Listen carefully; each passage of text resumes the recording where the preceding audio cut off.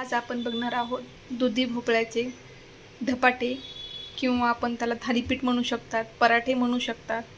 त्यासाठी लागणार साहित्य आहे मिरची आहे, लसूण, जिरे, अद्रक। आता हे आपण मिक्सरमधून छान असं बारीक करून घेणार आहोत।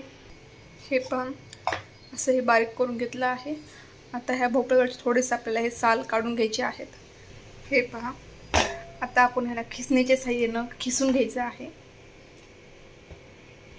हे पहा, अशा पद्धतीने हे किसून घेतलं आहे। आता याच्यामध्ये आपण पीठ टाकणार आहोत।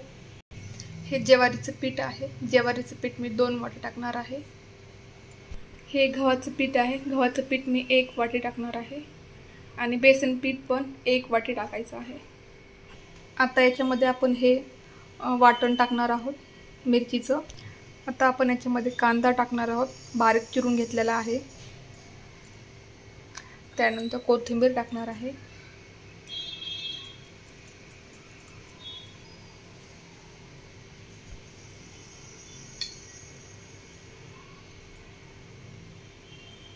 हळद टाकणार आहे।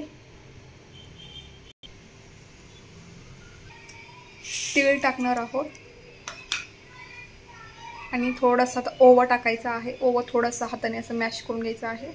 आता आपण अर्धी वाटी दही टाकणार आहोत। हे चांगलं असं मिक्स करून घ्यायचं आहे। आधी न पाणी टाकताच मिक्स करून घ्यायचं आहे। नंतर म्हणजे तुम्हाला हवं तसं पाणी टाका, नंतर घट्ट किंवा पातळनुसार। हे पहा, अशा पद्धतीने घट्ट झालेलं आहे। आता थोडं थोडं पाणी टाकून मी चांगलं असं मळून घेणार आहे पीठ।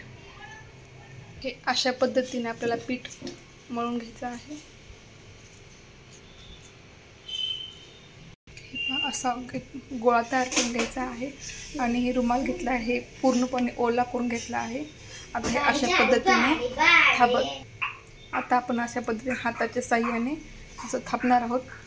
थोडंफार आधीमध्ये आपण पाणी लावून घ्यायचं आहे हाताला असं।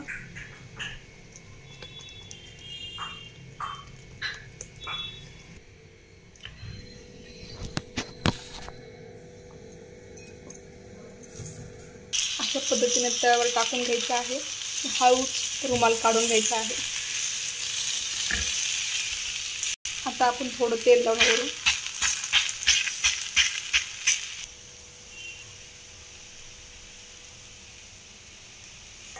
हे अशा पद्धतीने दोन्ही साइडने भाजून घ्यायचं आहे। हे पहा, आपला धपाटा दोन्ही साइडने चांगला भाजून झालेला आहे आणि हे